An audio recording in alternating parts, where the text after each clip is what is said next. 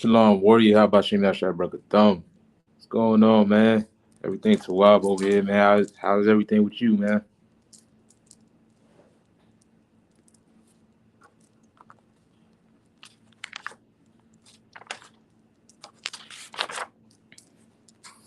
Shit, man. If you're able to, Officer Kawan, man, I might need a reader. If you can hear me, man, I might need a reader, man. If you want to hop on, you know what I'm saying? Hop in with your boy. If you're able to, you know what I'm saying?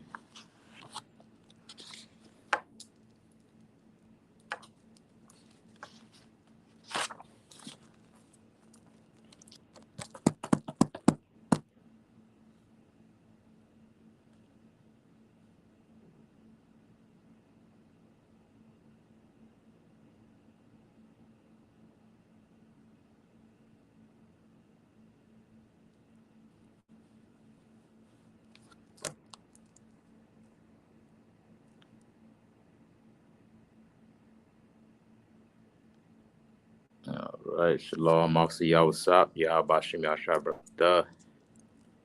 No sweat. I'll get started in a little bit. Okay, no sweat, Officer Kawan. It's Tawab, man. Definitely good to hear from you.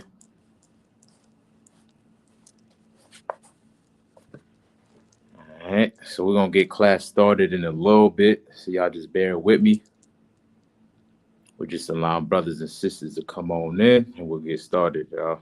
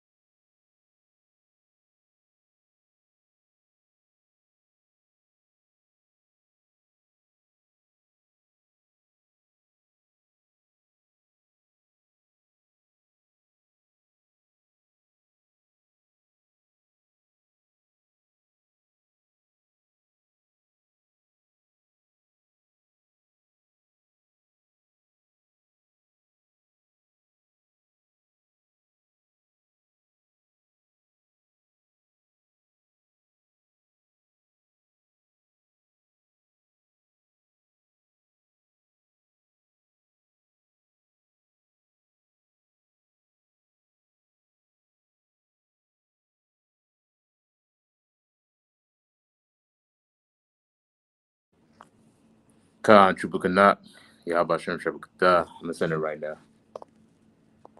And right, Kawa. Let me go ahead and send this link real quick.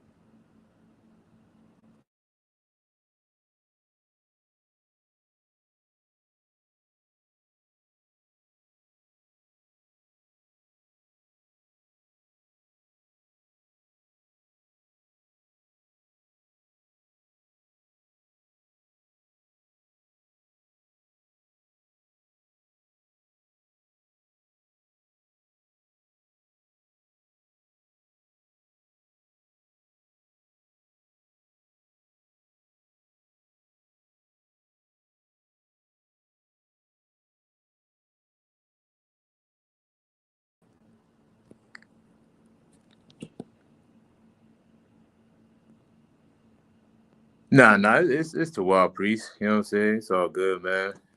It's all good. I highly appreciate it, though. Highly appreciate it, man. But it's all good. It's all good. I get to read it. You know what I'm saying? And I think Officer Yawasop should be getting on, and the troops should be getting on. But I highly appreciate it, soldier.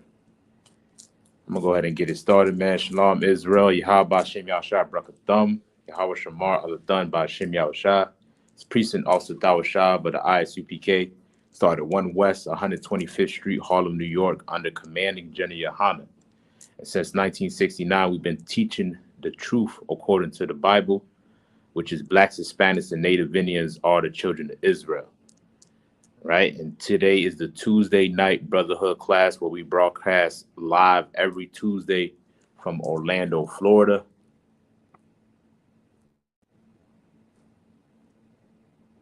All right. Shalom, Yabashim Shakata. What's going on, Obadiah? Just let me know if you can hear me.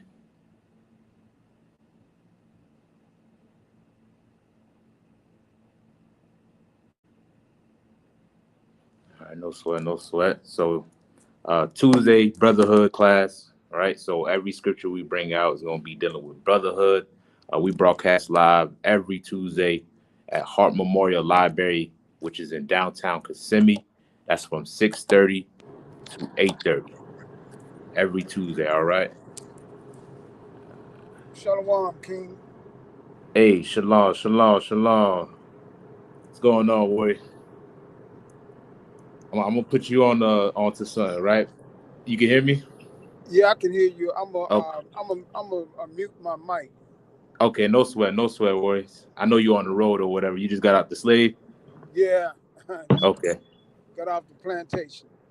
All right, kind, no sweat, no sweat. So just for future references and to give you the accurate understanding of the word shalom, the proper pronunciation will be shalom, right? There is no wa in the word shalom, right? A lot of people get that misconstrued with Yiddish, right? Because Oh, with okay. Yiddish, yeah, they got vowels in them. And according to the Masoretic text, right, they'll add certain letters next to other letters to form them as vowels. Okay. So, right, the Y would turn the I into an O. So that's how you get shalom, right? This is how they pronounce shalom. But the ancient Hebrew and the original Hebrew that Abraham, Isaac, and Jacob and Moses spoke had no vowels, right? The only vowel sound in the ancient is I, right? That's Okay. the only vowel sound. So when you speak the Hebrew, right, you don't need an additional letter in order for to pronounce the Hebrew. You know what I'm saying? So the correct pronunciation will be shalom. Shalom. Okay. Yeah, shalom, shalom. I can send you the alphabet as well. Every Friday, there's a powerful brother out in West Palm Beach, goes by the name of Austin Ashok. I think you heard him speak this Saturday on the podium. Okay. The last brother that spoke on the podium, he be teaching Hebrew class every Friday. You know what I'm saying? And he breaks it down and all of that. So I can send you the alphabet, the ancient Hebrew alphabet, and that way Is, you can get more familiar with it. is that Paleo Hebrew? Yeah, what they call Paleo Hebrew. Okay. Right. Okay. You know what I'm saying? The word paleo just means ancient. You dig what I'm saying? Right. So, Right. right. So the Paleo Hebrew, which is the Hebrew our forefathers spoke before we became conquered by other nations. That's the only Okay. reason, right? That's the only reason why we have the Assyrian. This is the reason why they have the vowels that's added in there and all these extra characters to make up words and all of that. That's all coming from what we got from the heathens. You get Okay. what I'm saying? Like the Jewish man, he don't even speak Hebrew. He speak Yiddish. Yes. Uh-huh. Right. But the characters that he used is what they call Block Hebrew or the Assyrian Hebrew. You get what I'm Okay. saying? From the Assyrian captivity, we use Block Hebrew. So what he Oh, did is he took his German language and his Slavic language and blended with the Hebrew characters, and he made it seem as if this is the modern Hebrew of today when it's really Yiddish. okay. Right. Okay. So when people is reading the Hebrew, the modern Hebrew today, they mispronounce it based from what they learned from the Jewish man, the Okay. Ashkenazis and all that. You get what I'm saying? But the old original Hebrew was pure form. You know what I'm saying? The ah, the ba, the ga, the ha, no vowels included, only the I is the only vowel sound Okay. that you hear. Right. All right. All So, right. Well, I will keep that nah, in no sweat, mind. warrior. Kai, Most High Christ, it's good to have you on here. Now I'll definitely send you the alphabet, so there's no sweat, warrior. All right. All right. I'll look forward to getting those. All right, Most High Christ, Most High Christ. All right, got some soldiers with me, man. I got Trooper Kanak, Salaki, out of rank and order. I see Officer Yawasop. What's going on, soldiers? Y'all Bashem Shabakata. I Yeah, see Trooper Most High Christ. Good to have you, soldier. I see Trooper Kanak on here. Shalom Yabashem Kata. ICPK Tampa, man. Who we got on here? Go ahead and show y'all face on here, man. You know, let the world see you. There you go. Also, your Heiser. Also, Magazar. Shalom Yabashem Kata. What's going on, priest? Good to have y'all brothers on here. Y'all hear me? Can you hear me? I hear you just fine. Okay, cool. All right. If you want to let them know the library and all that. Oh, yeah, we at 47, 4711 North Central Avenue at the Seminole Heights Library, room 220. All right. Most High in Christ every Tuesday, right? Every Tuesday between 6 and 8 p.m. Most High in Christ, man. Most High in Christ. And shalom to every brother and sister in the chat as well. On the YouTube, on the Facebook. I see y'all in the chat. All right. We're going to get this class rocking and rolling, man. If y'all have any questions, feel free to ask. You can type it in. If you're on the live chat, you can ask the question. I know Captain Shawar do a hell of a class every Monday, man, scripture breakdown where you can ask any question in the Bible. You know what I'm saying? Something that your pastor would not do. You know what I'm saying? All he does is read John 3:16 and then sing a song and tell you something that will make you feel good and pass the collection plate around and then service is over. You don't get an opportunity to ask him nothing about the Bible. You know what I'm saying? You know why? Because the pastor don't understand the Bible. You know what I'm saying? But Captain Shawar, every Monday, scripture breakdown class, make sure y'all catch it. Don't have any questions, of course, I'm going to jump into my topic. Can I ask, Shalaka? Can I ask Get down, soldier. if they can send me his link so I can try to join him on Mondays? Okay. I'll get you right on that as well, too. I'll send you all the information on that, soldier. Thank you. Nah, no sweat word. Most High in Christ. So, yeah. So, I'm going to go ahead and get started on the topic if we have no questions, all right? All right, so today's topic is going to be a popular discussion that is all throughout social media that people been talking about for ages and for years. And it's becoming more prevalent with today's time because people have better access to internet and people, getting away from the radio. So you're starting to see more podcasts being popping up on the internet. You know what I'm saying? And with these podcasts, people are discussing the relationship between the black man and the black woman. All right. I got Asalapiyah. Shalom Yahshua. What's going on? Shalom, Yabashim. Thumb. What's going on, sir? Most High in Christ, man. This brother right here, man. This is the perfect topic for you. This is Most High in Christ that you hopping on today. You know what I'm saying? We're going to talk about the relations between black man and the black woman. You know what I'm saying? Right now, it seems as if the black man and the black woman can't get along. All right. And it is pretty relevant based upon what you see what's going on in our communities. You know what I'm saying? A lot of our sisters are, being single mothers. A lot of us been raised in single parent households or without their parents. You know what I'm saying? Being no guidance, being without, the father figure in their household. And this been going on for years within our community. And a lot of our people are being vocal about the disdain that they have for the black man.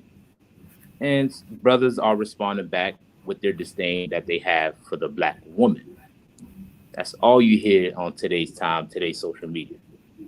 But one thing that they do not mention in this great conversation is the root and the solution, right? The thing is, we are not each other's enemy. We are not each other's problem. You get what I'm saying? The black woman is not the black man's problem. The black man is not the black woman's problem. Though we have been groomed to be, and we have been taught and brainwashed to be each other's problem, but there is a greater problem at hand, right? And that way, if we understand the root of the issue, we can better fix this condition and this issue that we have amongst each other, right? Who can tell me what is the root and the issue of most of the black afflictions that we go through in our community? What is the root? Go ahead. Is it Christianity? That is a perfect answer. Christianity is damn near on the top of the list. You know what I'm saying? Damn right. Sister said the lack of brotherhood and sisterhood. That is definitely on the top of the list as well, man.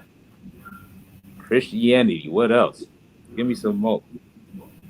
Like, Go ahead. I was gonna say our oppressor. Our oppressor. You know what I'm saying? That if that's not number one, that's top three. Not two and not three. You know what I'm saying? He is up there, along with Christianity and the lack of brotherhood, because it's all the same, right? The reason why we lack brotherhood is because of our oppressor and Christianity. Because we in the Christian church is the reason why we don't have no love for each other, including with the black man and the black woman. You know what I'm saying? The Christian church is nothing but white supremacy anyway. They don't teach you how to maintain the black household. They teach the black woman that the woman is loose, or women that are loose, that she don't need a husband, she don't need to follow him, that she's the head of the household, she's anointed and touched by God. This is what the pastor is teaching the black woman in that Christian church. You know why? Because they're perpetuating the same narrative that the white supremacy and white society been pushing for years. And that is to separate and destroy the black family. You get what I'm saying? So all of y'all is correct. That is the root of our issue, of most of our issues that we go through here in America. Now, what would be the solution then? If we can identify the root of the issue, what would be the solution?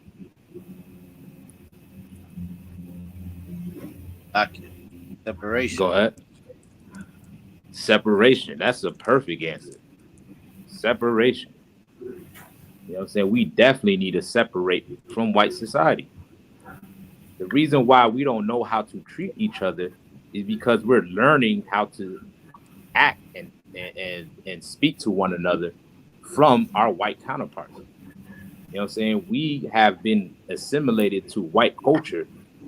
So everything that we do is an expression of not our own culture, but of those that oppressed us. Right? So we view each other in the eyes of our oppressor and their culture, and how their society says the black man is, and how their society say the black woman is.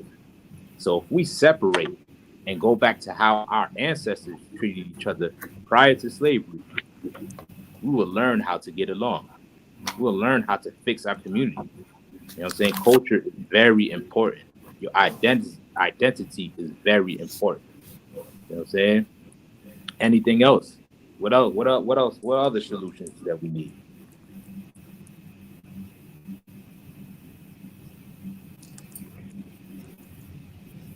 All right, the curses of Deuteronomy 28. Yeah, we definitely gonna touch on that also. You know what I'm saying? This is the most blackest book on this earth. Everything that we going through in America. Well, I'm gonna give away the answer. Man, wait, y'all go ahead. What's the solution? What's the other solution? Fuck it. Go ahead. The solution, it is to separate. Mm-hmm. But let's remind, we've had people, we physically separated. You had our people go back to Africa. Some people go, they separated physically. They didn't separate they mind and their heart. The Mm. laws, statutes, and commandments, making sure we implement brotherhood, sisterhood, keeping the high holy days, and keeping our culture, and doing all the things that our forefathers did. Damn right. Damn right. Yeah, exactly right, man. That's exactly right. You know what I'm saying? Like also Kawan said, you know what I'm saying? And the structure of the black home is destroyed outside of the laws of the Most High. You know what I'm saying? Not only do we need to separate, but we also need a manuscript. You know what I'm saying? We need the manual that God left for us to function as a nation, to function as a family. You get what I'm saying? And without it, following the oppressor and following his ways, we have become destroyed. All right? We have become destroyed as a nation because our families are destroyed. Right? What is a community? A community is a collection of what? What is a community a collection of?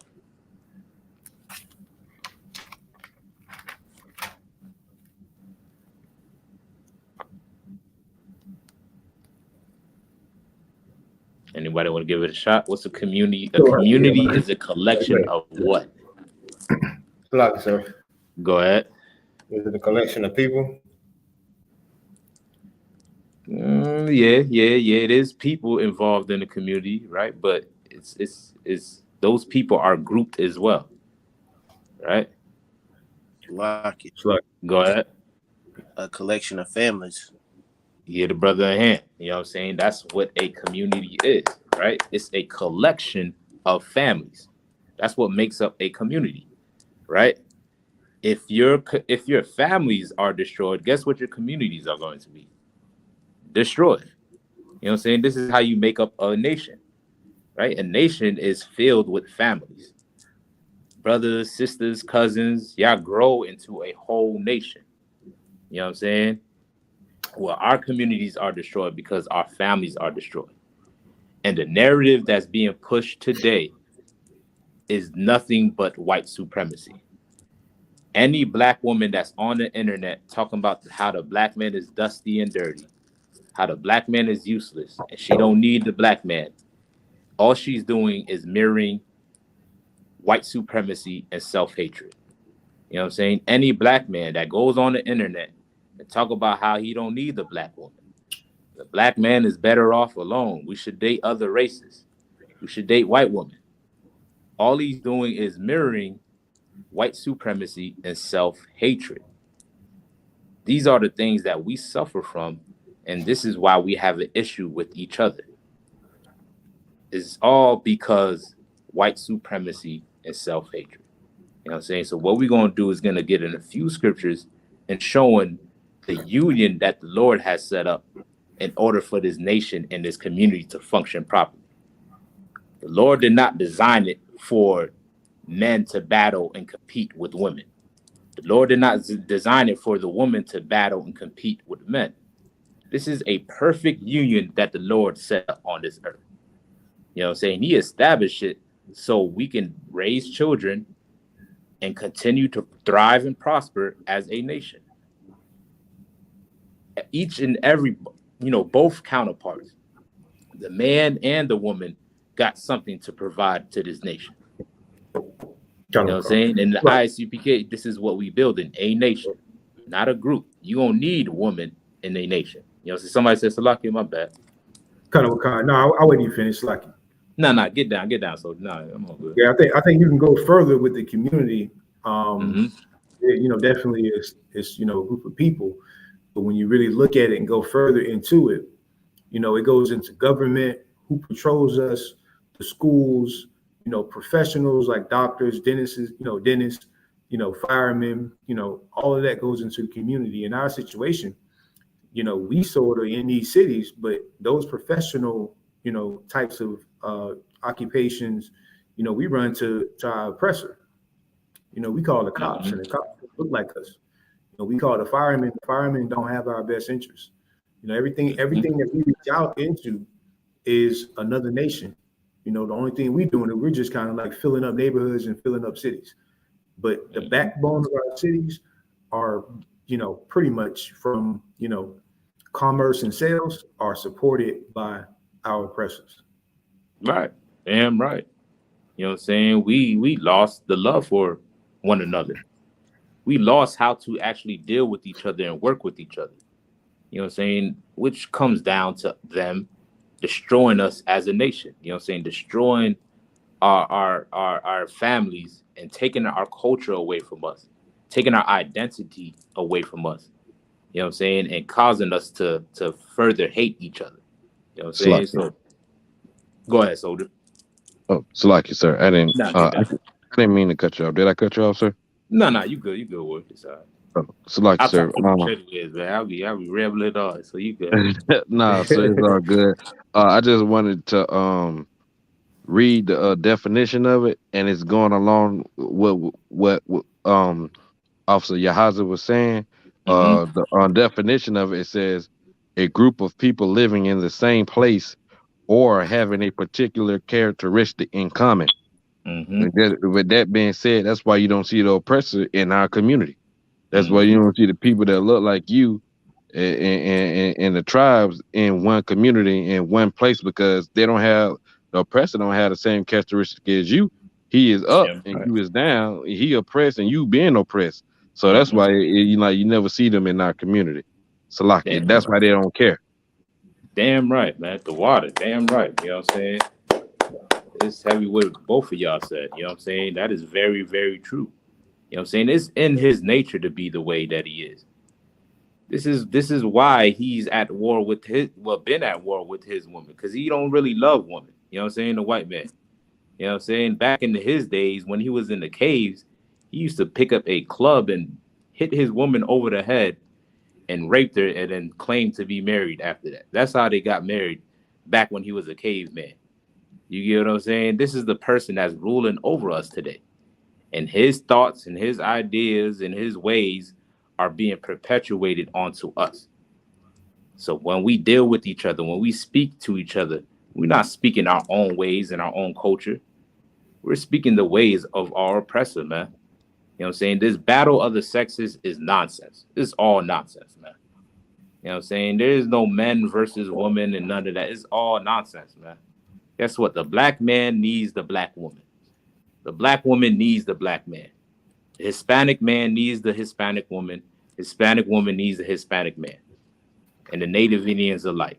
You know what I'm saying? We both going to need each other in order to build this nation. You know what I'm saying? Because this is the way that the Lord designed it to be. Right? Let's get Mark chapter 10, verse 2.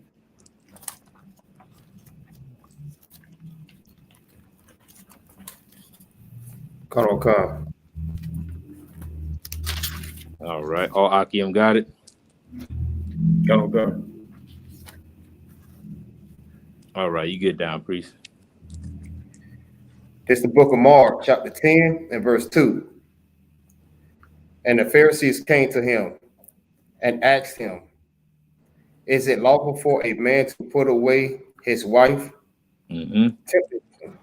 Right. So they asking him, should a brother who's married to a woman, right, to a black woman or Hispanic woman or Native Indian woman within our nation, is it lawful, meaning within our laws and our records, talking about this book, for us to divorce that woman, you know what I'm saying, or to get rid of her, or to not to deal with her anymore? You know what I'm saying? Read on. Verse 3. And he answered and said unto them, what did Moses command you? Mm-hmm. And they said, Moses suffered to write a bill of divorcement and to put her away.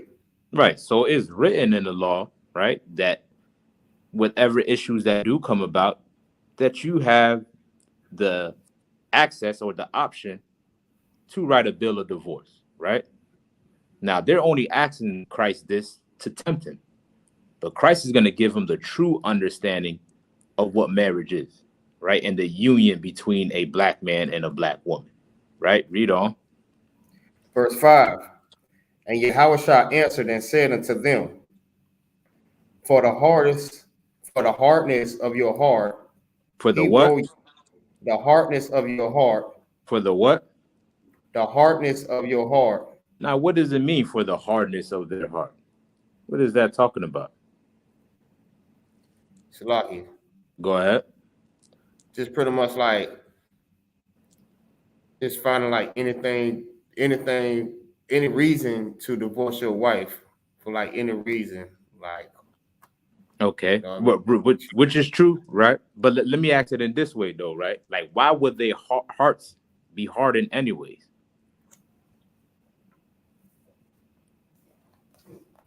Salaki. Right? Go ahead.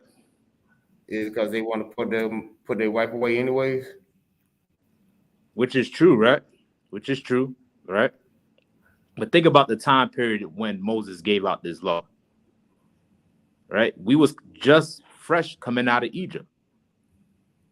We was in the wilderness, right? And most of our people, right, who came along with us did not keep the law, right? Some of them didn't keep the law, right? And you can read about it, about the people that broke the commandments while they was in the wilderness, building a golden calf, sleeping with Moabite women. You know what I'm saying? Some of us did not keep the law, right? You got, cats want to argue that strangers left out of Egypt with us. You know what I'm saying? But that's not according to the scriptures. It was none but Israelites that left out of Egypt. You know what I'm saying? And our people in Egypt was declaring what to Moses? All right? When they was rebelling against Moses and didn't want to obey the commandments of the Most High, what was some of the things they was telling Moses?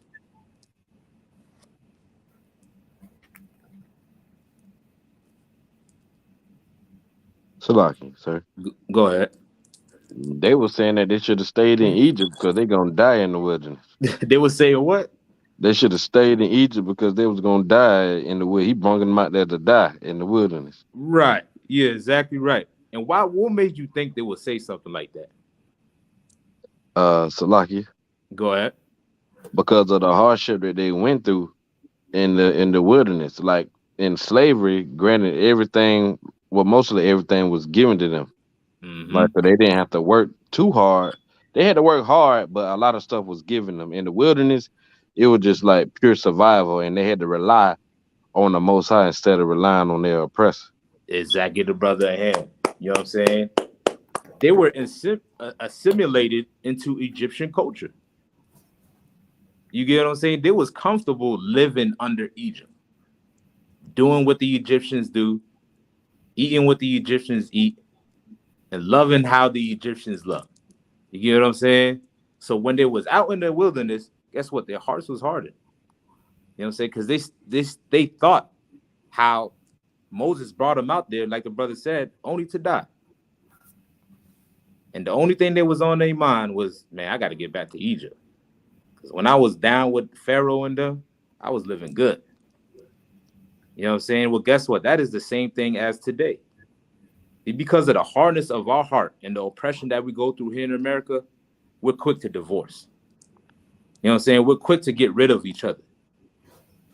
You know what I'm saying? Because we have assimilated into white culture. You get what I'm saying?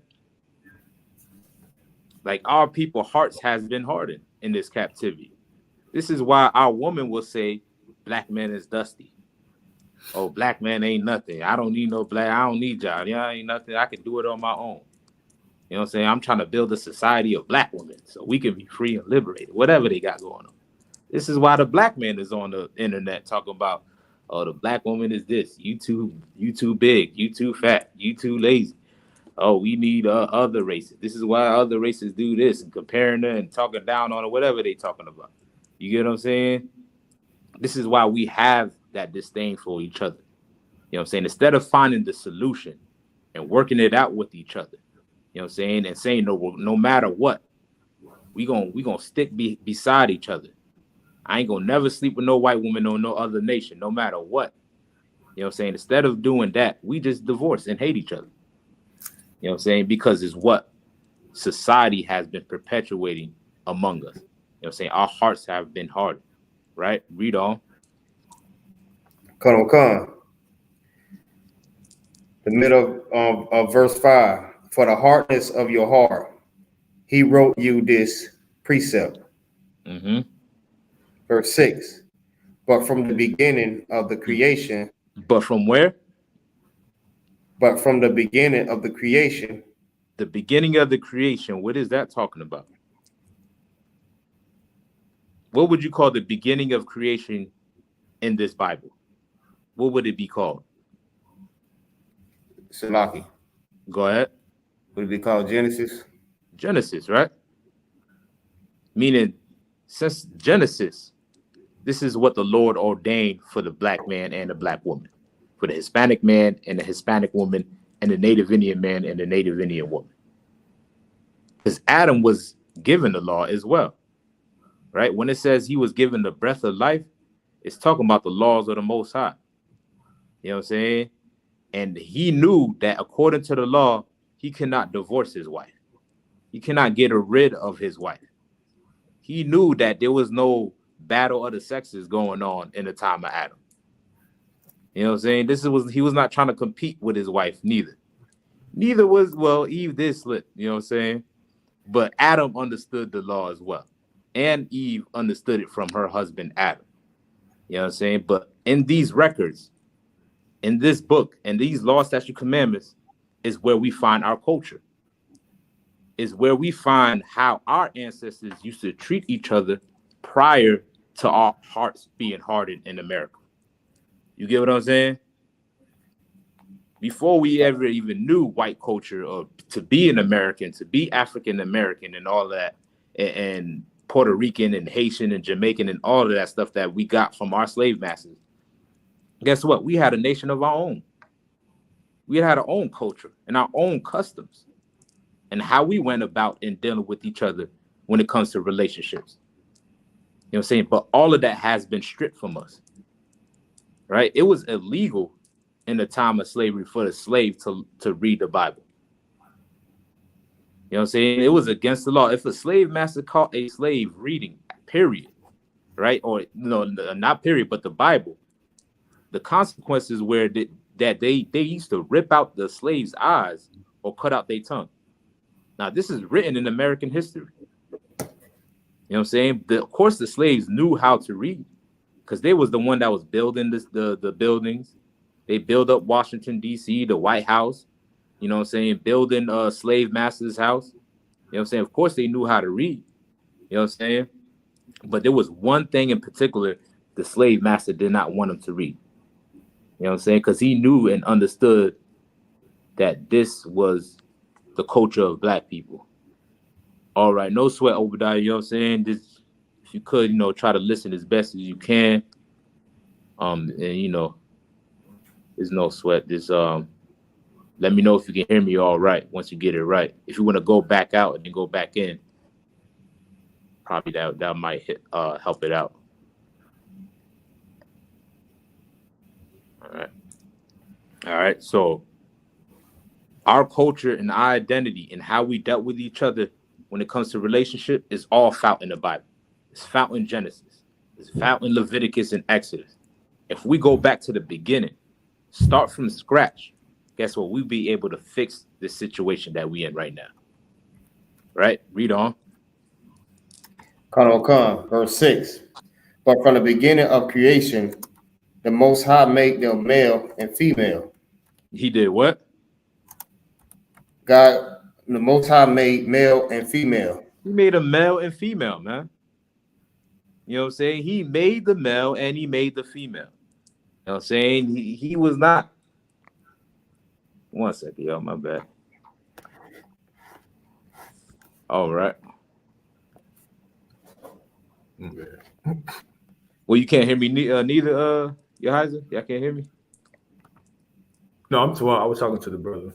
I don't know if he can hear you or not. Oh, okay. Kind. All right. The water word. Okay. So when the Lord made, the creatures of this earth, you know what I'm saying? He made them male and female. You know what I'm saying? This is how he created them. Now, and I even also heard on the internet too that today that the black woman don't want to be called a female. I don't know for whatever reason why. You get what I'm saying? As if that's the real important, you know what I'm saying? But I don't know. Whatever. You know what I'm saying? But the thing is, if you even have an issue with a man calling you a female, well, guess what? He's not even speaking his own language. You get what I'm saying? Listen, even how we communicate with each other comes from our oppressor. The words that we say that we don't like from each other still comes from our oppressor, man. You know what I'm saying? We don't even understand how to treat each other because everything we learned and got from our language and how we deal with each other all comes from our oppressor. Right? Right. The sister said that's some white people mess. Right, damn right. You know what I'm saying? The white woman is on that feminist vibe and deceives the black woman to join along with them. You get what I'm saying? They deceived them back in the 1960s to think that they have to come together with them because the patriarchy of society is oppressing them. Well, guess what? A black man has never oppressed a black woman, right? Systematically at that. Has never. You get what I'm saying? And it's very insulting for even a white woman to think that what she went through in America is the same as what a black woman went through in America. You get what I'm saying? Like, how could y'all join hand in hand when she don't even understand your struggle? She don't even know what you've been through. Right. The white woman was not getting her back whooped by the white man. She was not out there picking the cotton with you. She didn't have metal cages around her neck. She wasn't on no slave boat stacked up like sardines. So for her to even think that y'all are on the equal playing field is insulting to a black woman, man. You know what I'm saying? Well, guess what, black woman? You need a black man. All that feminist bull crap, man, is only used to destroy us. Because in the beginning, he created male and female, the perfect combination. He created the lock and the key. They go perfect together, right? Read on. Verse 7. For this cause shall a man leave his father and mother and cleave to his wife. Right. This is how you build a nation. Right? You leave your family to create what? Salaki. Go ahead. To create your own family. Right. And then your offspring from your family is going to do what? They're going to leave you and do what? Create another family. Right? And then you're going to get a whole collection of families, and that's going to form into a nation. You know what I'm saying? And like the brothers brought out, obviously, Yahai's and Triple Kanat. You know what I'm saying? We got these people in our communities breaking the family structure apart, taking the male out of the household, taking the female to where she don't even need the male, or thinking that she don't need the male in that household, which is causing us to be destroyed as a nation, man. All right, read on. Verse 8, and they twain shall be one flesh. They twain shall be what? One flesh. Guess what? We need to work together, man. And we need to work together as one. All right? This is not the oppression Olympics between the black man and the black woman of who suffered the most. Guess what? We both suffered under this oppression, man. Under this white man. Both the black man and the black woman is being shot down in the street by the police officers. The Hispanic man and the Hispanic woman both being deported by ICE and being shot down in the streets. You know what I'm saying? We both are suffering, man. But if we learn how to work together, we can better our conditions. If we build our families back up, guess what? We can build our communities back up. But we have to learn how to work as one flesh, right? Read on. The middle of verse 8. So then they are no twain, but one flesh. Right, but one flesh. You know what I'm saying? One body. You know what I'm saying? This is how it's supposed to operate. The men sitting as the head, you know what I'm saying? And everything else fall under the rest of the parts of the body. Everything has its function. You know what I'm saying? This is how the Lord designed it since the beginning. Read on. Verse 9. What therefore the Most High have joined together, let no man put asunder. Right. Put what? Put asunder. Right. Well, let's get the definition of asunder.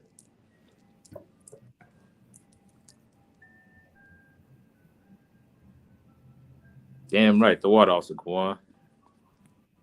Please hit the like button. Make sure y'all share as well, man.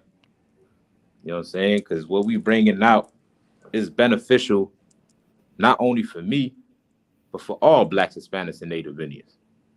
You know what I'm saying? Our people need to understand the solution to our problems. We steady arguing about what's going on and hating on each other. You know what I'm saying? But nobody's coming up with the solution, right? Somebody got a definition? Come on. Go ahead. Let me get Trooper Canuck. You got the definition? Oh, con, sir. I have it. Go ahead, soldier. Asunder, apart, divided, and another one says into pieces, but the first one says apart and divided. Right. You know what I'm saying? Christ said, what the Lord put together, let no man break apart. Well, your oppressor was not given these records. He is the complete opposite of what God wants on this earth. He does the complete opposite. You know what I'm saying? And he's out here making sure that he put asunder the black man and the black woman, even though the Lord put them together. You know what I'm saying? He's even pushing this homosexuality agenda to think, for a man to think that he's a woman. You know what I'm saying? Or a black woman to think that she's a man. And that they need to just, be happy in their sexuality. You know what I'm saying? Well, guess what? A homosexual depends on a heterosexual to produce more homosexuals. You know what I'm saying? Because nobody is being born gay. Or neither can two men have a baby. Neither can two women have a baby. You know what I'm saying? So they're dependent on straight people to produce more homosexuals. So he understands that. So what he does is brainwash people who knows what the Lord has put together in his TVs, in his radios. And he done all these things to making sure that he separated the black man and the black woman. And he been doing this for years, man.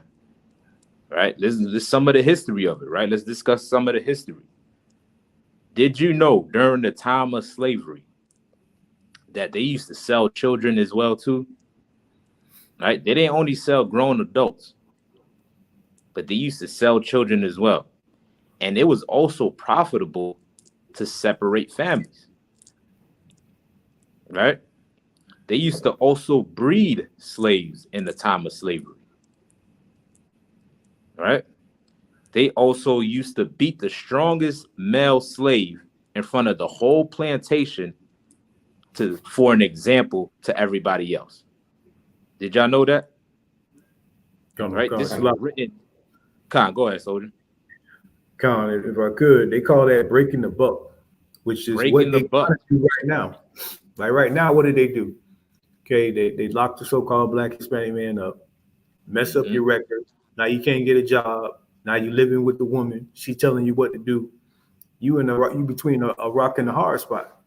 And everybody looking like, this so-called black man, look at him. He's not educated. He can't lead his nation. He's useless. You know what I'm saying? So it's the same thing. They're just using different methods and different devices to make sure that they break the so-called black man down. It's like damn right, brother. Damn right. You know what I'm saying? It's the same old scenario, right? And I think was it Officer Isupk brought this out in a couple classes before, right? How trauma is genetic. Remember you brought that out, Officer Isupk, right? Think about the psychological effects that slavery had on us and that we pass down to our children's and to our generations after. Think about that, right?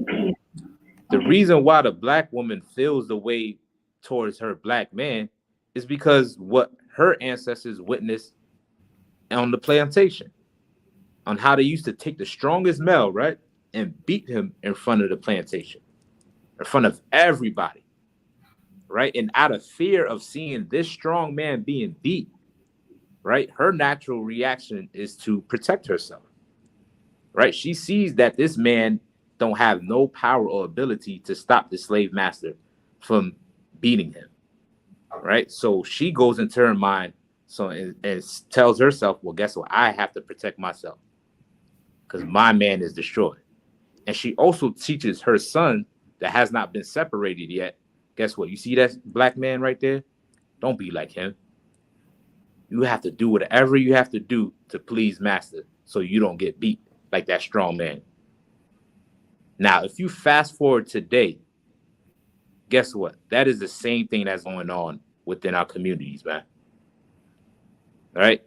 The black women don't want the black man to be strong, right? Don't want him to be masculine. This is why they come up with phrases like narcissist and toxic masculinity. You know what I'm saying? Because whenever a black man shows his masculinity, right, correlating to what the slave woman saw in the plantation, she knows that this black man is getting this power and expressing this power. You know what I'm saying? And what she wants is somebody to be more like master. She wants somebody to be more like the oppressor is, right? She wants somebody to be more soft-spoken, weak, you know what I'm saying? Somebody who's broken down, just like the man in the plantation, all right? So in her mind, if a man ever exercised that or expressed that, it doesn't go right with white society. It don't go right with the white man and how he wants his society to be ran or the black community to be ran. You get what I'm saying? Her mind is still affected. She's still affected by slavery. This is why she pushes that black man out of that household. This is why she teaches that young black boy to be soft and to be weak. You know what I'm saying? Because a strong black man can get himself killed. All right, a strong black man can you know, do things and do stuff on this earth that she probably might feel is going to take power away from her. You know what I'm saying? Or take power away from that son, and he might get killed in the streets, or get power away from white supremacy, and that can cause him to get killed. You know what I'm saying? She learned all of that from slavery, man. All of that is from slavery. The black woman thinking that she don't need a black man comes from slavery. You want to say something, Officer? Yo, what's up? Locky, I was just going to add, you know what I'm saying? They also put in like divisive tactics against each family. You know what I'm saying? It's common for our people to say no new friends, or, you know what I'm saying, only the strong survive and survival of the fittest. You know what I'm saying? Things like that. I was listening to somebody the other day, and they were saying like how it's like crabs in a barrel, how we all stepping over each other. But then the dude was like, they never talk about how crabs don't belong in a barrel in the first place. I heard that expression before, because that's very true. You know what I'm saying? Like, everything that how we treat each other comes from the trauma and the pain that we experience in America. This is where it comes from. You know what I'm saying? The reason why your oppressor is able to be jolly and hop around and go snowboarding and go skiing, because he never suffered oppression. You know, he's born with a privilege that you was not born with. What was passed down to him was privilege and opportunity. What was passed down to you was trauma and pain. That was passed down to you. So when we deal with each other, we deal with each other based off of our trauma. When we speak to each other, we speak with trauma. Our interactions is from the trauma that we suffered in this oppression. This is why our hearts has been hardened.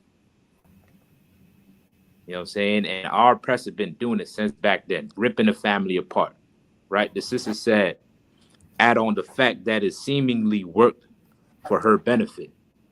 She gets actual benefits from not having a man in her home. Exactly right, sis, right? Emasculation of black men is big business in the white man's eyes.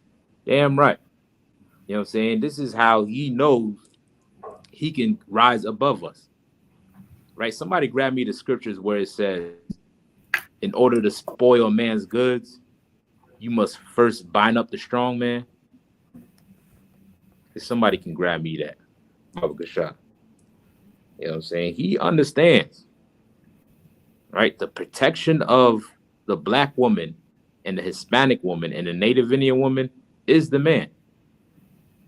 Right? This is why you have armies filled with men. Now, in America, of course, you can have women joining their armies, you know what I'm saying, which is backwards, and it's a proof that the oppressor hates women. You know what I'm saying? Why would you put a woman in the battlefield? You know what I'm saying? But majority of the army will be men, right? And in our culture, in our custom, these are the ones that went out to war and fought, was the men.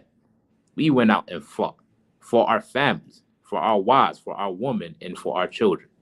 You know what I'm saying? And our oppressor knows that. So what he did is come up with all type of systems and programs through his oppression from slavery on up to make sure that the black man is not in that household, protecting that household.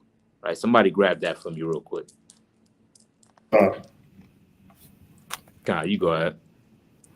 It's the book of Mark, chapter 3 and verse 27. Mm-hmm.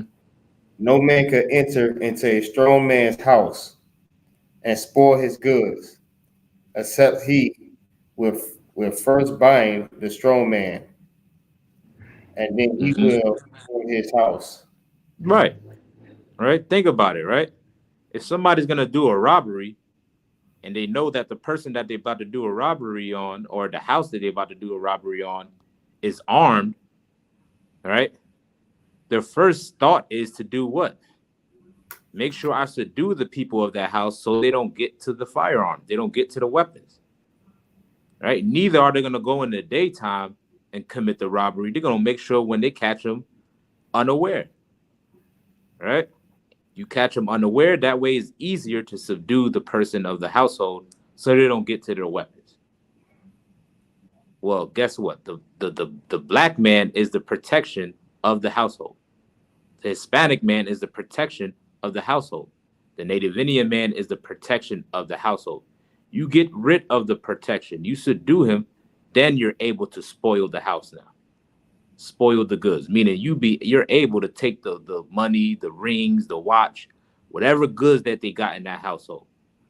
You know what I'm saying? And our oppressor done this on a national level within our communities. Right? Even with ICE and deportation. Right? Remember back in 2018 when they reported about what 1,500 immigrant children was misplaced. Remember that? Was gone missing or whatever from the immigration facilities. Now, how is that?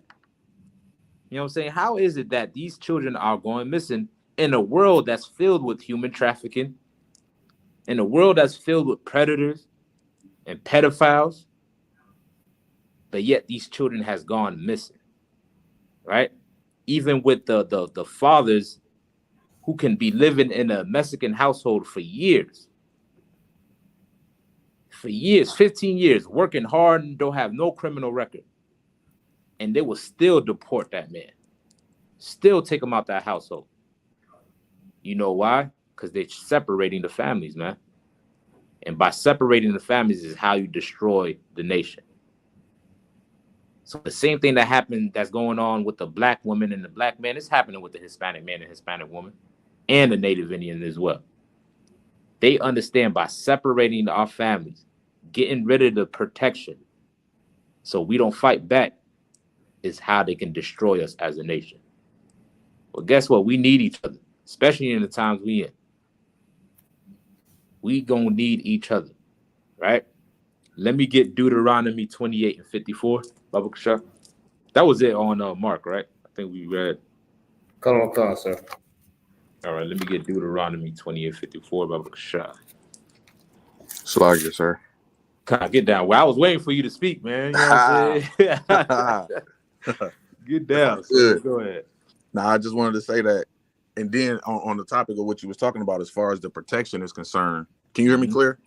Yeah, he's just fine. Or kind of.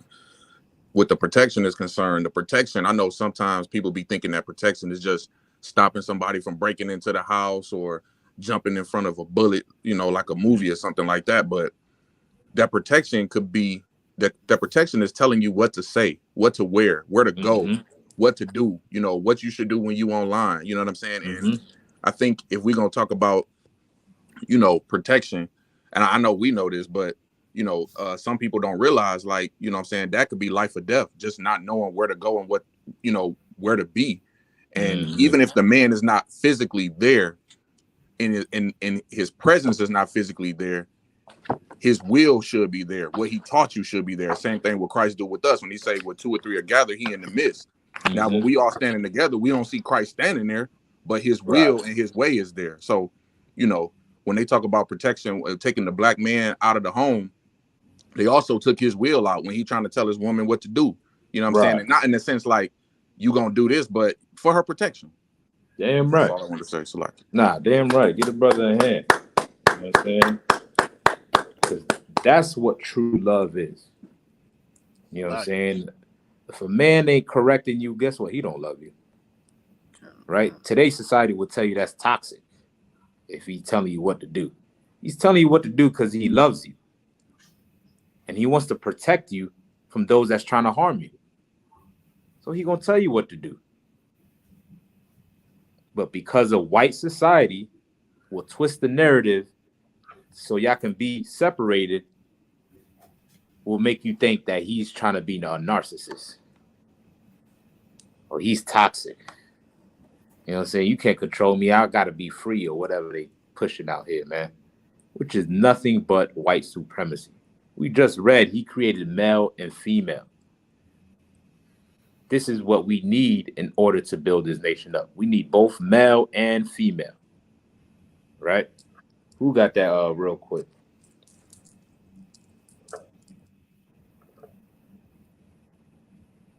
Deuteronomy 28, verse 54.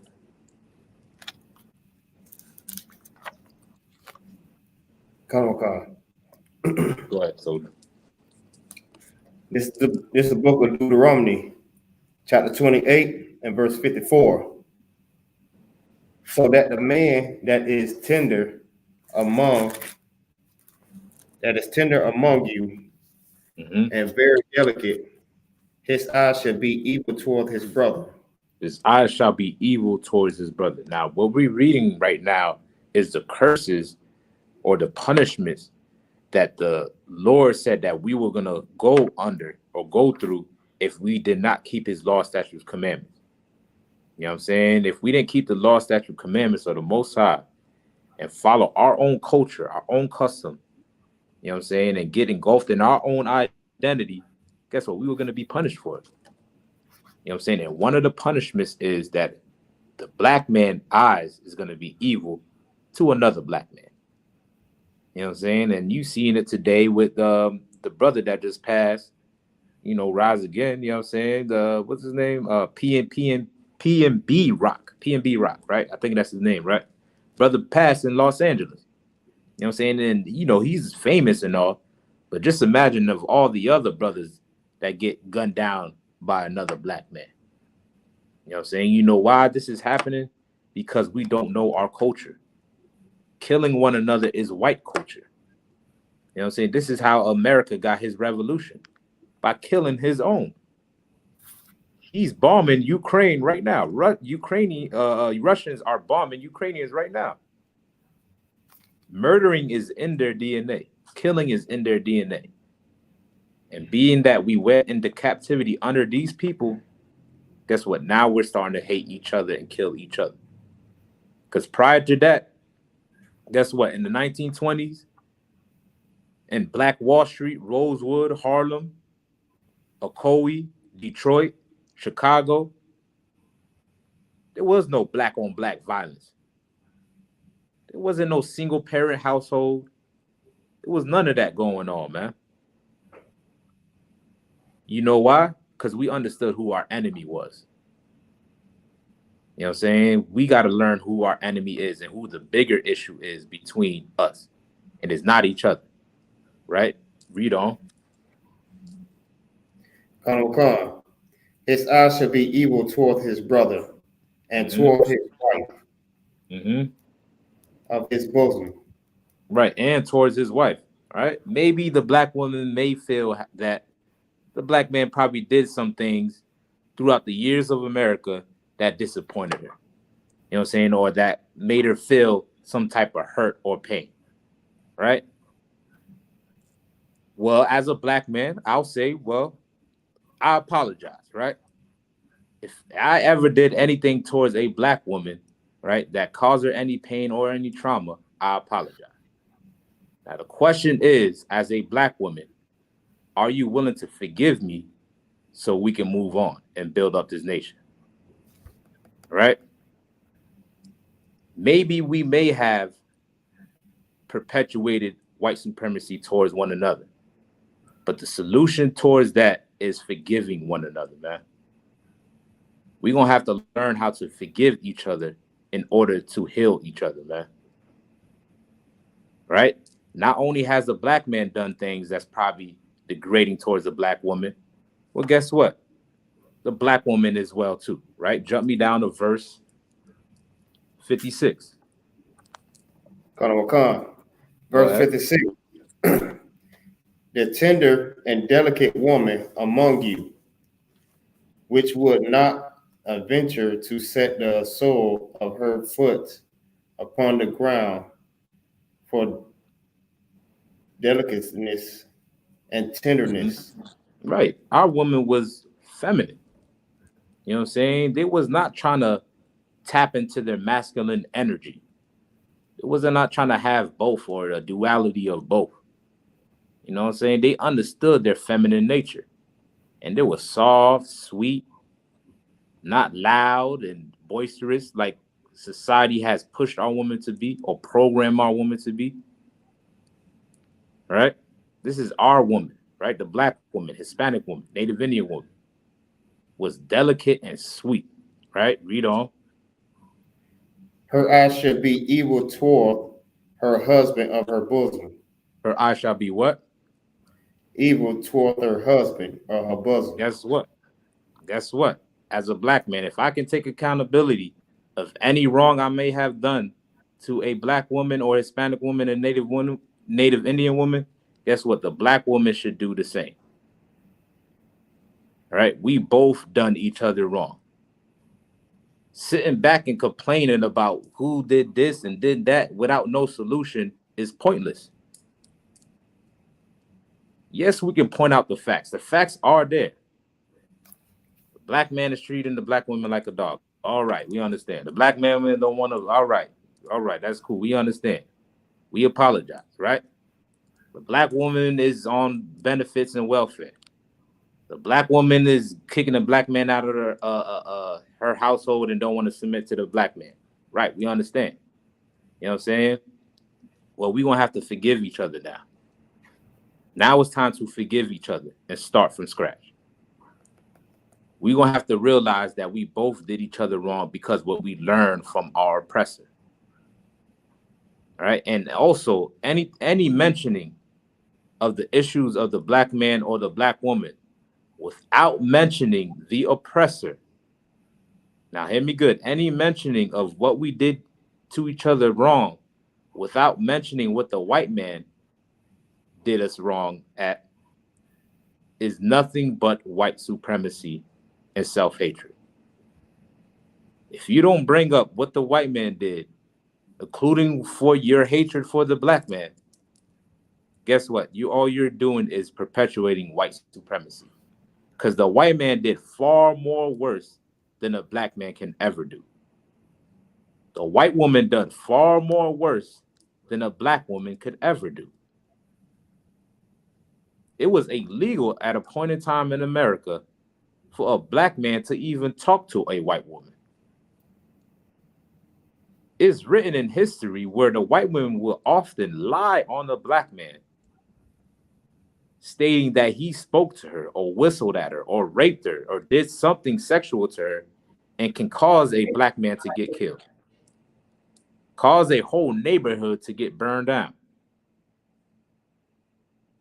Because the white woman and the white man is far more dangerous than the black man and the black woman. That is our real issue, is perpetuating white supremacy. That's our problem, right? You was going to say something else, Yazi? No, so you got it. Oh, okay, God. You know what I'm saying? The wrongs that we may have done in the past, was time to forgive each other so we can move along. Right? This is not what Christ said. In order for your father to forgive you, guess what? Forgive your brother. You're going to have to forgive each other. We're going to have to dig into our hearts, into our spirit, and actually say, I'm sorry, or I forgive you. You know what I'm saying? This is what we're going to have to do. But to think that the black woman is not at fault is delusional. Right? To think that a black man didn't have no play is delusional. You know what I'm saying? Our woman, and I'm hearing it more from women more than men, you know what I'm saying, on these on the internet. You know what I'm saying? Need to learn how to take accountability as well. You know what I'm saying? That government program is destroying the neighborhood. Child support is destroying the neighborhood. You know what I'm saying? Your mentality of being independent is destroying the neighborhood, man. You know what I'm saying? That trauma and that hurt, that pain that you feel, that you think that you have to put it on a black man or express it towards a black man, it is not his fault. You know what I'm saying? The pain that you feel ultimately comes down to what your oppressor did unto all of us. Right?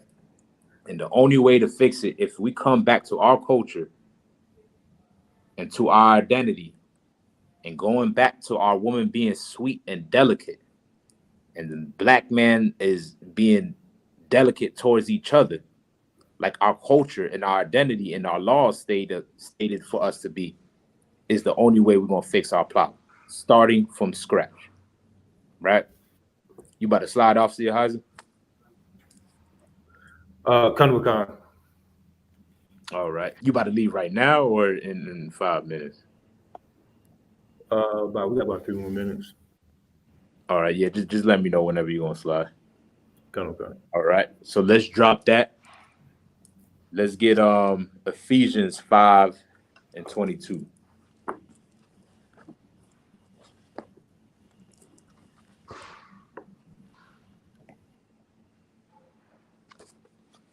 All right. Learn how to forgive a black man. Learn how to forgive him. Your daddy was around. You didn't have a strong father figure. Forgive that black man that you're sleeping with. It's not his fault that your daddy wasn't around. Learn how to forgive a black woman.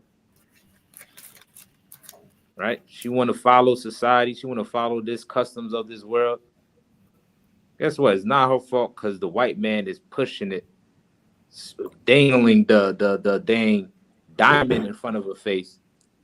You know what I'm saying? And the stake in front of her face while we in poverty. You know what I'm saying? We're going to have to learn how to forgive each other. Guess what? We do it to our oppressors. Right? Don't we practice forgiveness for our brothers? You know what I'm saying? We need to practice forgiveness for our sisters as well. Sister, you need to practice forgiveness for that brother as well. And get to the root of the issue. Right? Let's get that Ephesians 5:22.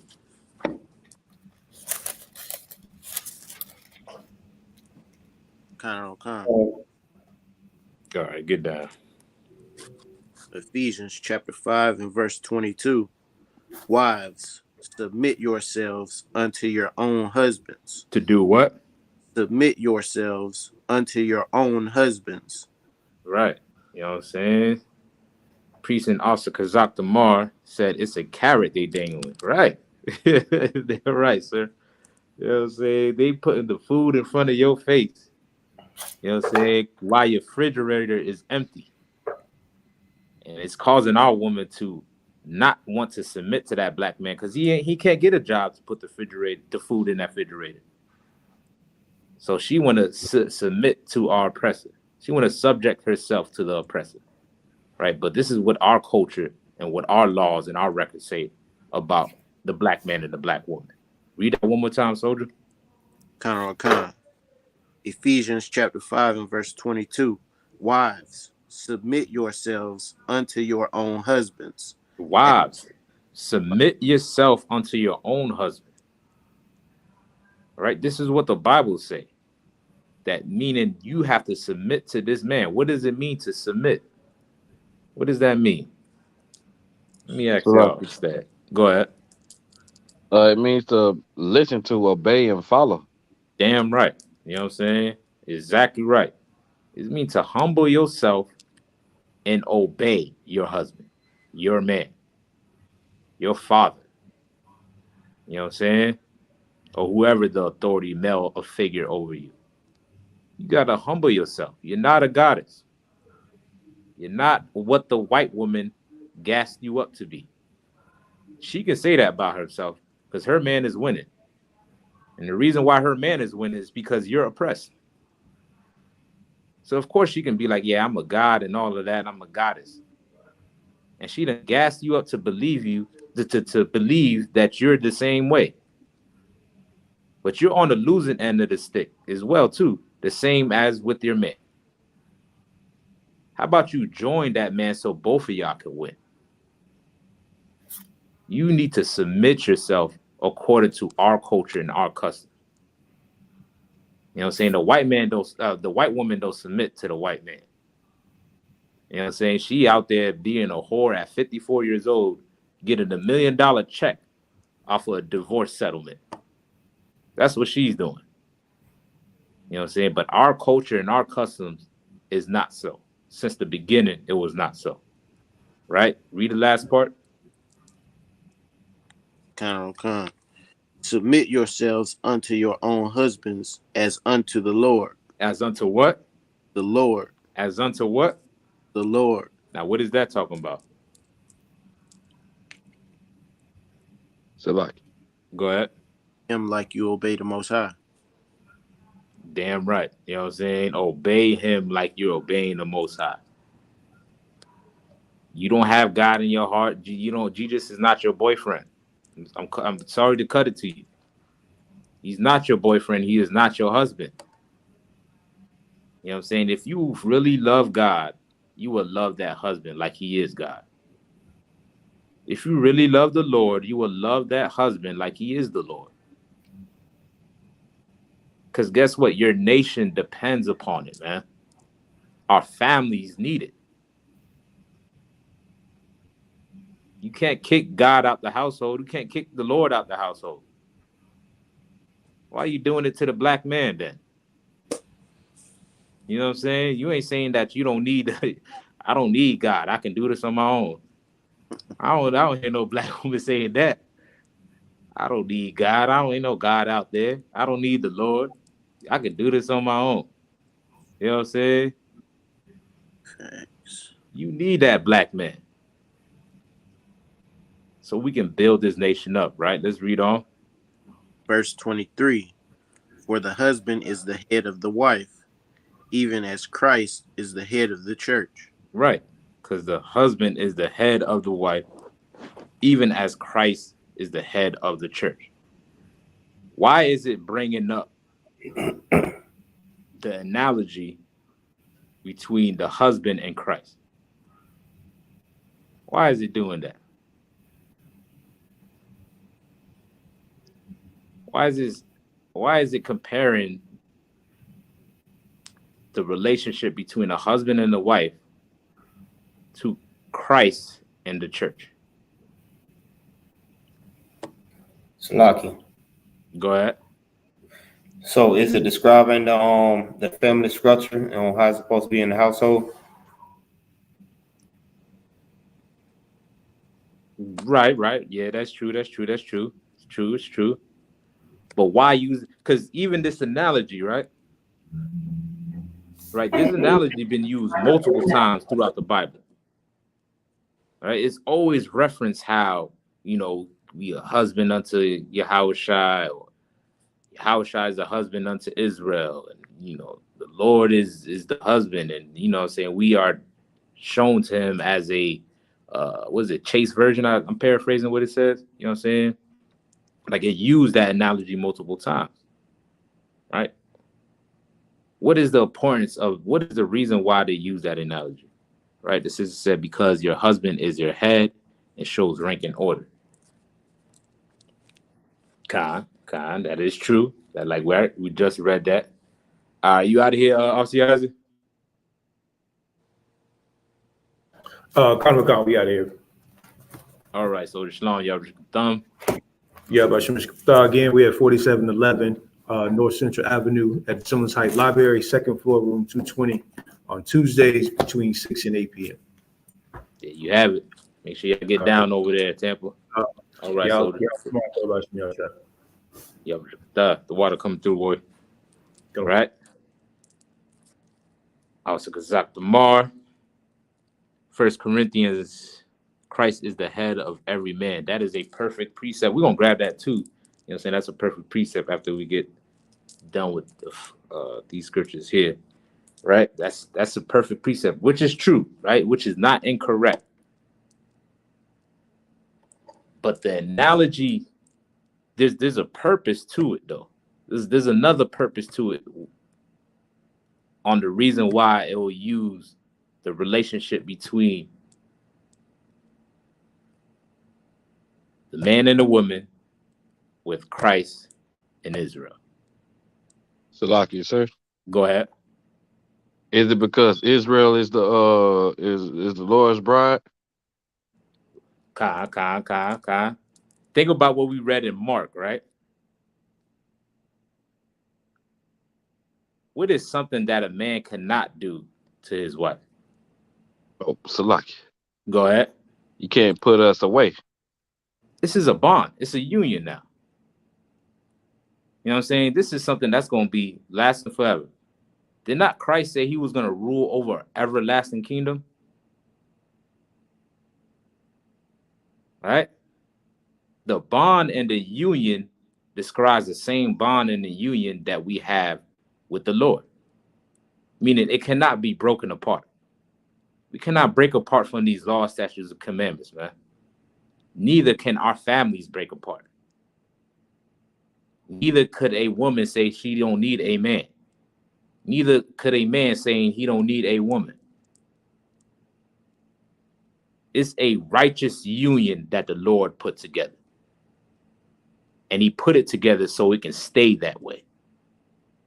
Y'all get what I'm saying? You know what I'm saying? Now, everything else is correct, right? The man is the head in this union. You know what I'm saying? He is in charge of this union. You know what I'm saying? And the woman submits to that. You know what I'm saying? But it's something that can never be broken apart. This is not how the Lord desired it to be. When Christ comes back, he's going to rule forever. Not for quite some time. Not when, he gets tired of us. Not when he feels like we ain't shit. Not when he thinks that we're dusty. You get what I'm saying? But forever, he's going to rule over us. But guess what? The black man and the black woman need to be together forever. Until death do you apart. All right? Don't they say that in the marriage ceremony? Till death do us part, to the richer or poor. Guess what? You lied in front of God. You was in that church lying in front of God. You know what I'm saying? Our divorce rates is through the roof now. Well, if you claim to follow God and follow Christ, guess what? You will stick behind that black man, regardless if he's up or down. You'll stick behind that black one. You'll be the head of that black one. So, like, you know what I'm saying? Regardless of what she's in. All right, read on. Khan. In the middle of verse 23, and he is the savior of the body. Mm-hmm. Verse 24, therefore, as the church is subject unto Christ. Is what? Subject unto Christ. Is what? Subject unto Christ. Another word for subject is what? like underneath, below, beneath. You know what I'm saying? You got to answer to. Exactly right, right? Serve or submitted to, right? You're subject unto Christ, right? Same way we as Israel, the men of Israel, is subject unto Christ. The same way, right? Read on. So let the wives be to their own husbands. The same way. Oh, my fault. Go ahead. My bad.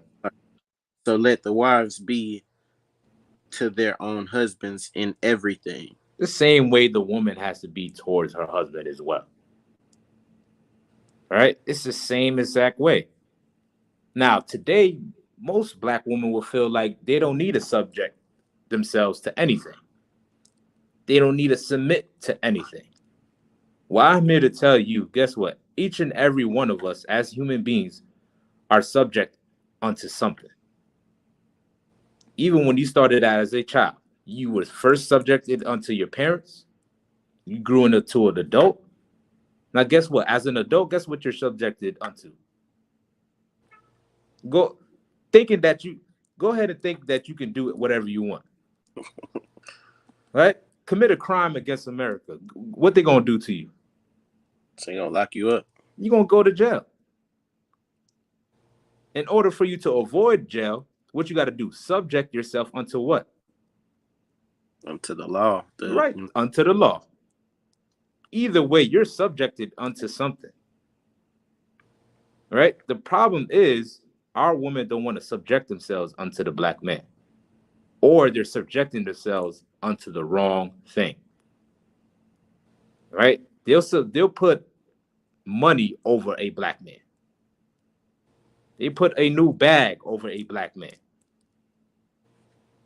They getting their hair done and their nails done over a black man. They subject themselves unto the wrong thing when you're supposed to subject yourself unto your husband in everything, not just some things, not things that you feel is right, you know what I'm saying, but in everything. This is how we progress as a nation. This is how we're going to build our children up so they don't have single parent households. If that woman learned how to submit herself unto that man, guess what? That child will be able to see both parents in that household.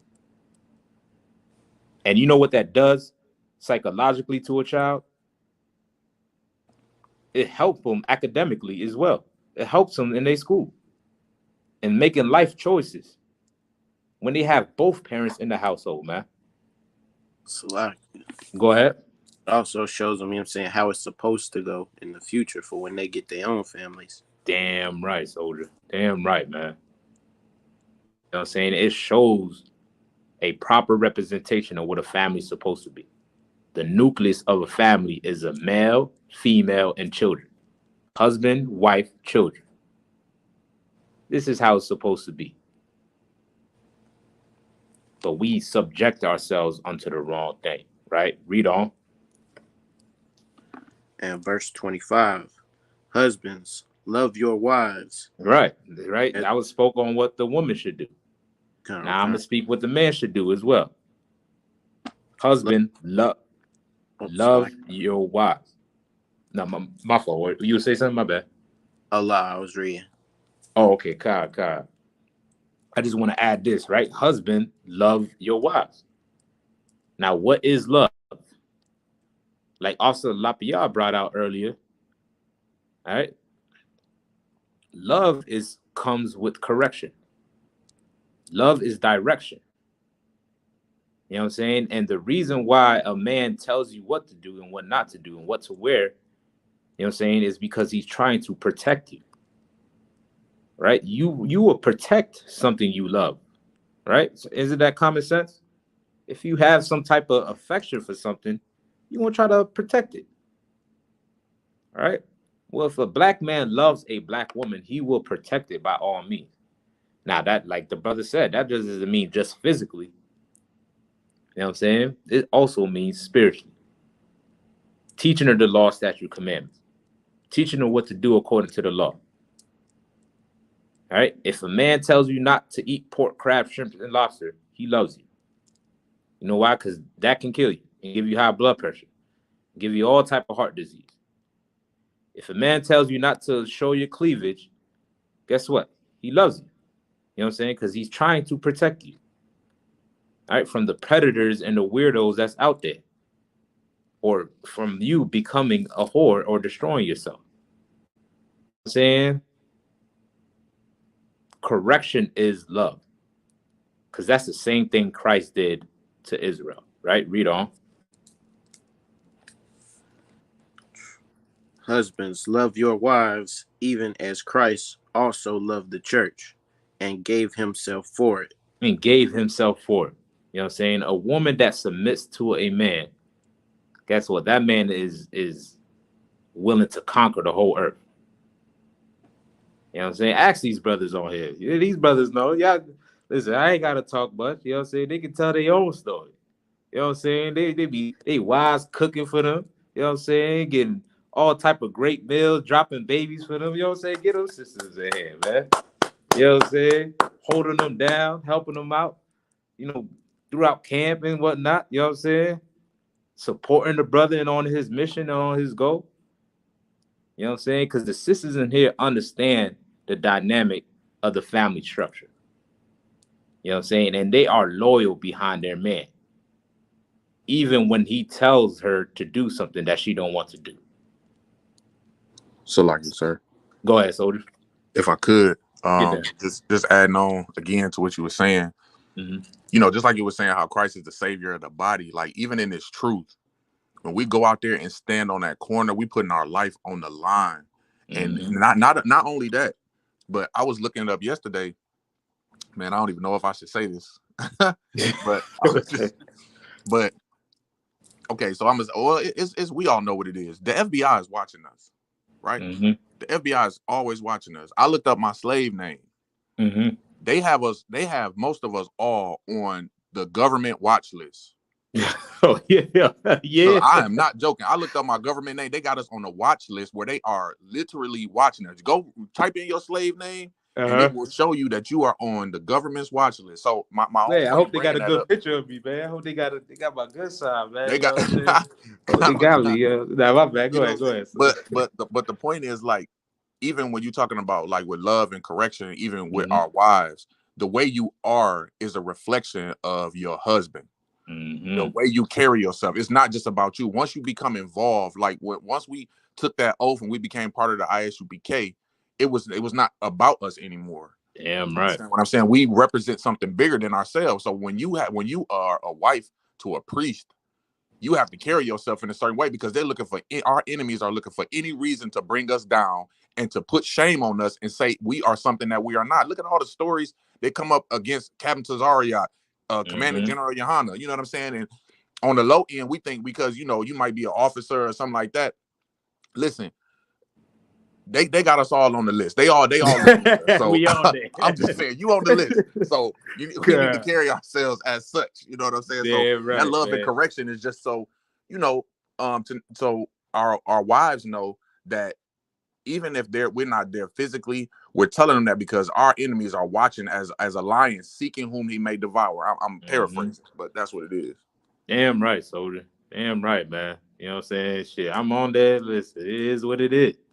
You know what I'm saying? I'm flattered that, you know, the white man he would consider me if he has me on there. So like it, sir. Right. It's like last day. It's like it. When I looked it up, right? I looked it up, and I also looked up my rib's name, right? Yeah. And when she seen it, she was like, "Oh, I can't believe that." I smiled. I was like, "Oh shit!" I was like, "I made it." It's like, damn right. that means you doing something right. You know what I'm saying? Like the only reason why he would see this as a threat is because we're actually building families. You dig what I'm saying? Like we actually building families. And by us building back our families and building back this union with the man and the female and the woman, you know what I'm saying? I know black women don't want to be called female, you know what I'm saying? And the man and the woman, you know what I'm saying? That is a threat unto him because that's how we're going to find our freedom and our liberation, right? Coming back to these law, statute, commandments, fixing our families is what's going to get us out of this hellhole. We can't do it alone. You know what I'm saying? The woman, you're going to need that black man around. Black man, you're going to need that woman. You know what I'm saying? Together is how we're going to get out of this. You know what I'm saying? I see Strong Palm is on here. You know what I'm saying? Shalom, sir. Yabashim Kata.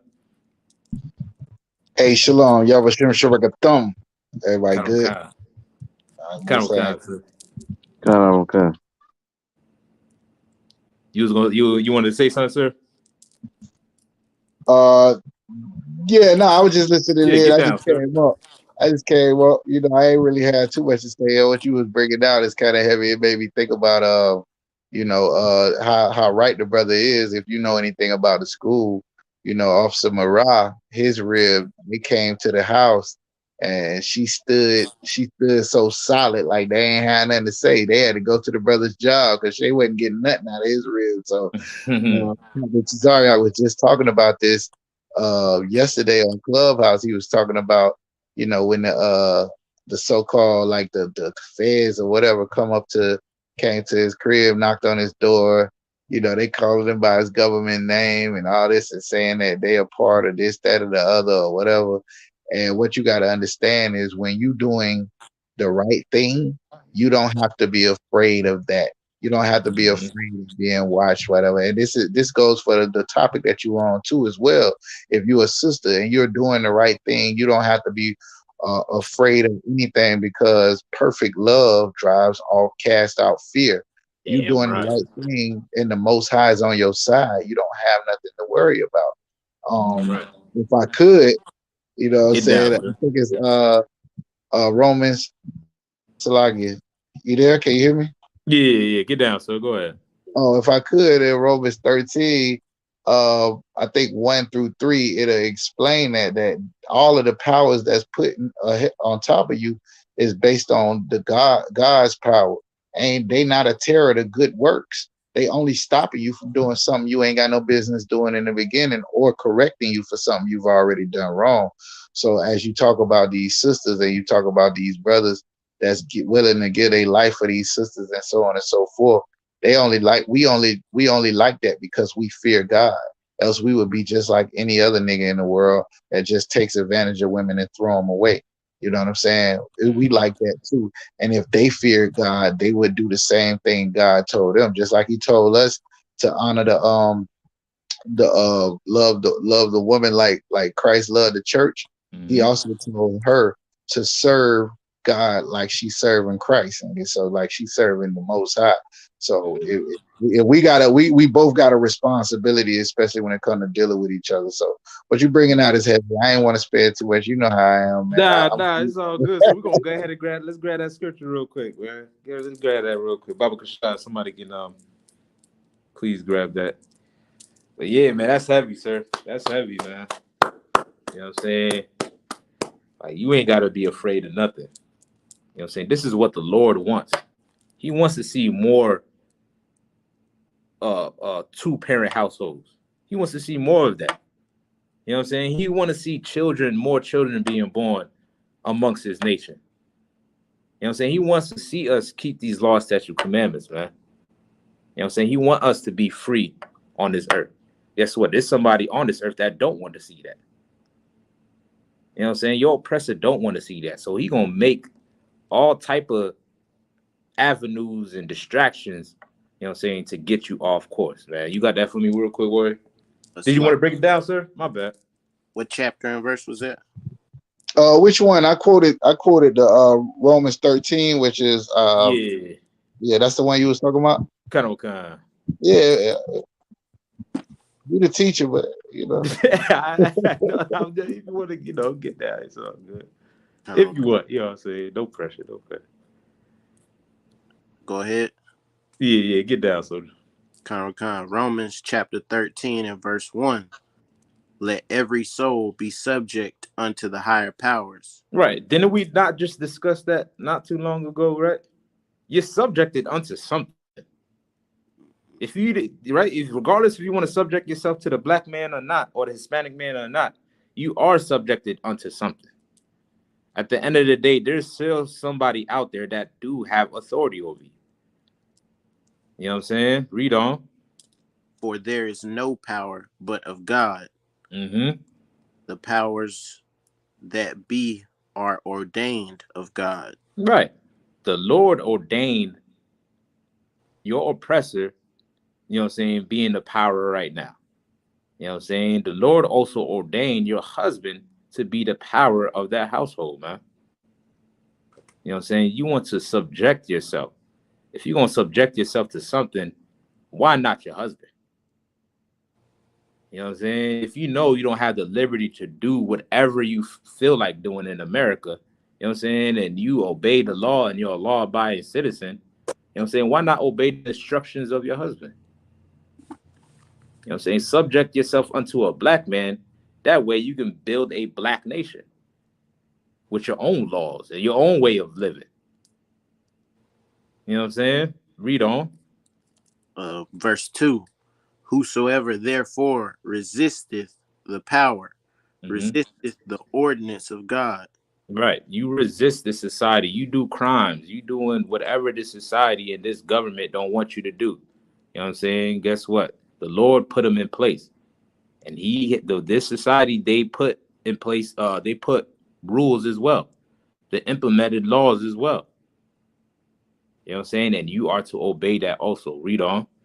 And they that resist shall receive to themselves damnation. Guess what? You're going to get your judgment. You know what I'm saying? You're going to get your judgment. Read on. Verse 3. For the rulers are not a terror to good works. But the rulers are not what? For the rulers are not a terror to good works. They're not a terror to good works. Meaning, if you keep in the laws and you're a law-abiding citizen, you know what I'm saying, they're not gonna terrorize you.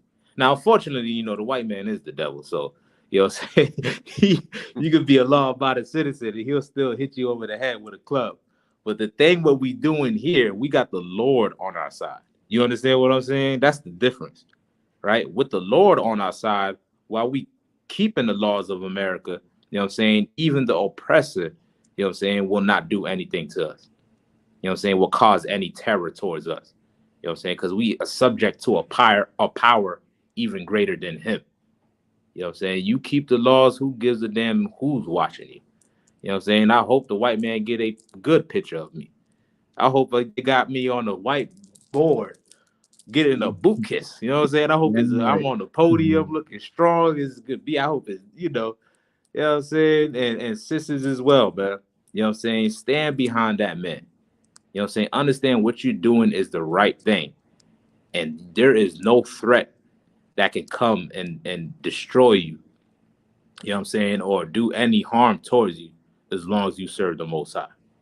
As long as you're doing what you're supposed to be doing. Right? Any more on that, soldier? Verse 3. For rulers are not a terror to good works, but to the evil. Wilt thou then not be afraid of the power? Mm-hmm. Do that which is good, and thou shalt have praise of the same. Right. You know what I'm saying? The analogy here is, if you follow the laws of America, there's a benefit to that. You won't be punished. You know what I'm saying? Well, if you follow the laws of God, there is a benefit to that. You know what I'm saying? It is no different. America has laws, God has laws. And the laws is that the man should not put away his wife for any old reason, unless it's adultery. The law is that a woman should submit herself to a husband.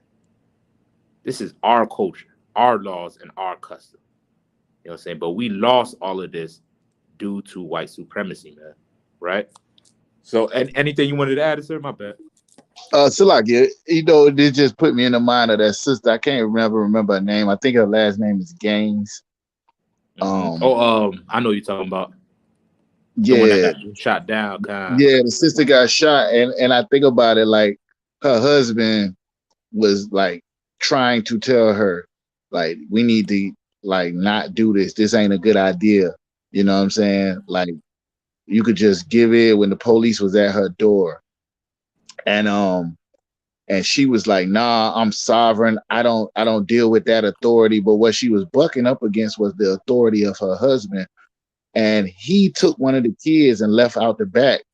Meanwhile, she ended up getting murdered by the cops when they busting in, and they shot the other child that was left. And they tried to make him out to be a coward when he already warned her as the authority, or the so-called authority in that household, that this wasn't going to end well, and she refused to listen to him. She refused to listen to the police, and that sister lost her life that day because of that. You understand what I'm saying? So, like, if you have a husband that cares about you and is generally giving you some things, it might not seem right at the time, but he's like what Shah was bringing out earlier. He's telling you these things because he cares about you. He knows what can happen. It's no different than if you have any father in the house. If he's telling his kids not to touch, not to stick nothing in the light socket, or not to touch the stove because it's hot, or not to go in the road. If you do it, you can do it. You got the freedom to do it, but it ain't gonna turn out good for you. Right. These rulers are put in place to help you govern your life. Salakia. Nah, damn right, sir. You know what I'm saying? Damn right, man. You know what I'm saying? Like, everything deserves protection. I mean, damn, even a rose is formed with thorns, right? Right? The thorns is on the rose to protect the rose, right? Let alone a woman, a human being. You know what I'm saying? The Lord provided you protection as well. You know what I'm saying? And it's through your obedience to your husband, through your obedience to a man. You know what I'm saying? That is the protection of the black woman is asking for protection. You know what I'm saying? Well, learn how to do it according to how God wants us to do it. You know what I'm saying? You getting guns and shooting back at the police ain't gonna solve nothing. You know what I'm saying? You gonna need that black man. You know what I'm saying? And the black man, you gonna need that black woman, man. Now, them kids ain't got no mother.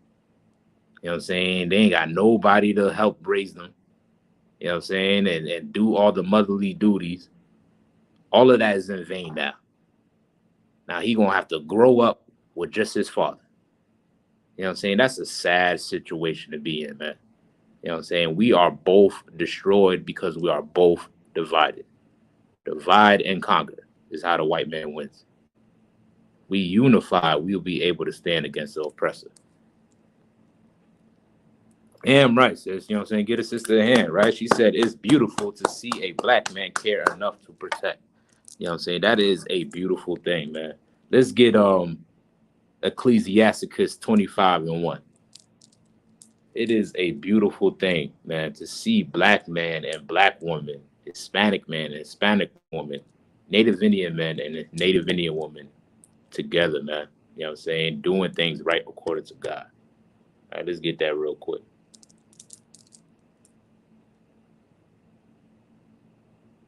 Got out of one kind. Kind, go ahead, Soda. The book of Ecclesiasticus, chapter 25, verse 1. Mm-hmm. And 3 things I say beautified, Mm-hmm.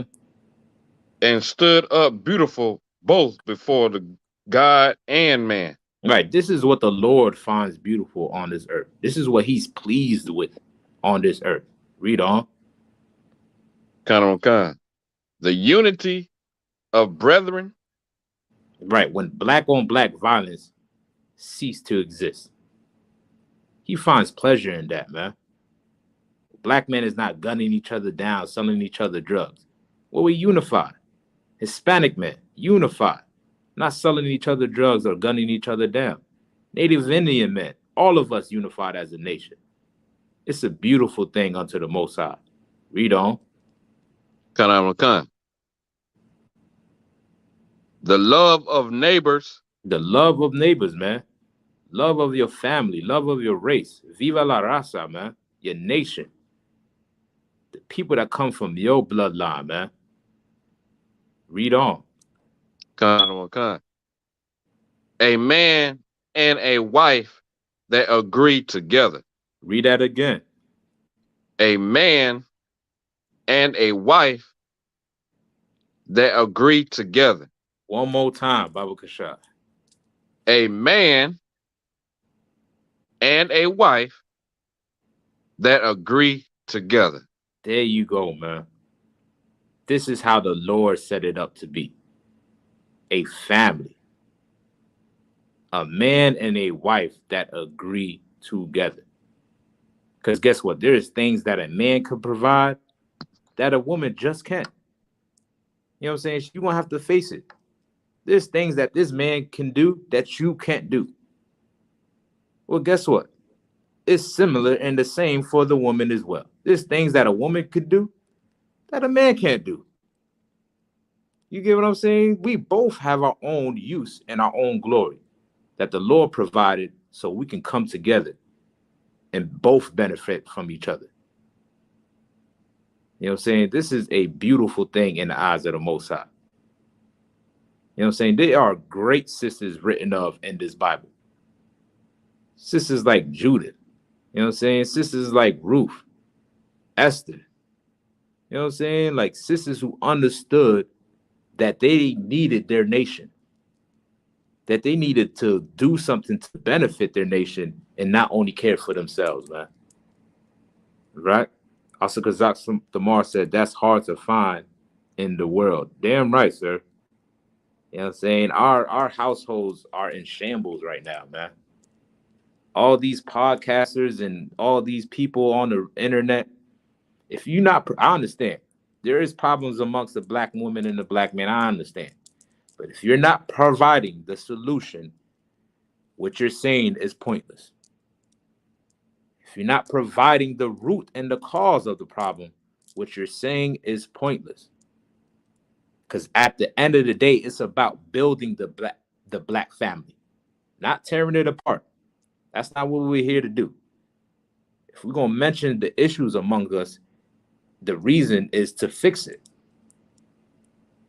not to hold it over each other's head and say, I can't deal with you no more. I can't deal with it. It's time for us to forgive and heal each other to fix the black family. Because we both need each other. Right? Any more on that, soldier? That's it for that verse, sir. Let me get one more verse and we up out of here. Let me get Tobit 8 and 5. We got Haman in here today. You know, Haman, he ain't gonna play with you. Yeah. I will see if I can squeeze one in before he kicked down the door.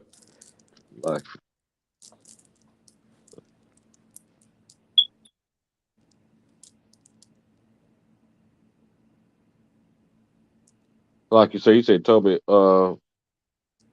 8, somewhere at verse 6, Baba Kashar. 8 and 6.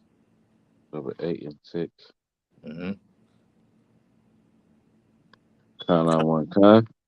The book of Tobit, chapter 8, verse 6. Thou madest Adam and gavest him Eve, his wife, for an helper and stay. Right. This is what he made Eve for. This is what he made the woman for that man and his help. You know what I'm saying? He made that union together since the beginning. He formed Adam and Eve, not Adam and Steve, right? We heard that expression, right? Not Adam and Steve. You know what I'm saying? You cannot do it alone, or you cannot make it happen with two of the same sexes. It's not supposed to be man with man or woman with woman. We just read the beautiful and the pleasurable thing that the Lord sees is with a man and a woman, because it's been like that since the beginning. Read on. Kind on one kind. Of them came mankind. Mm-hmm. Thou hast said, it is not good that man should be alone. Read that one more time. It is not good that man should be alone. One more time. Thou hast said, it is not good for man to be alone.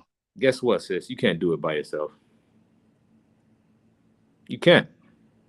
It's naturally in you.